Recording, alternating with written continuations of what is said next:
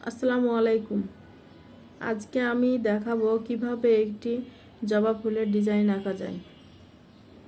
প্রথমে আমি একটি সাদা কাগজ নিয়েছি এবং একটি পেন্সিল নিয়েছি। পেন্সিল আর সাদা কাগজের উপরে আমি পেন্সিল দিয়ে একটি জবা ফুলের ডিজাইন আঁকছি।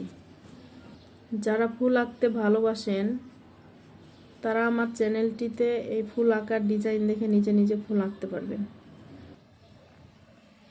দেখুন খুব সহজভাবে কিভাবে আমি এখানে জবা ফুলের পাপড়িগুলো আঁকছি।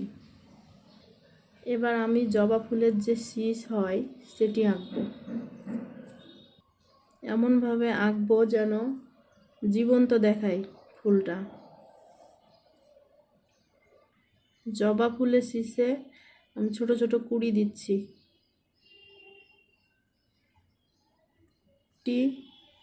আপনারা কাঁথায় বা বিছানার চাদরে আঁকতে পারেন, অনেক সুন্দর দেখাবে।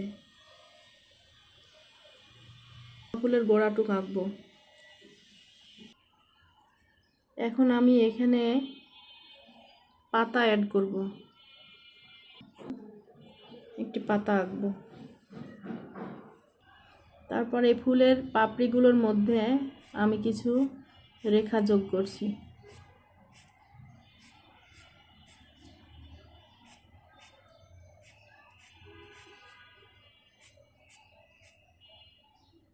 এতে ফুলটা আরো জীবন্ত দেখাবে। দেখুন কি সুন্দরভাবে আমি জবা ফুলটা অঙ্কন করলাম।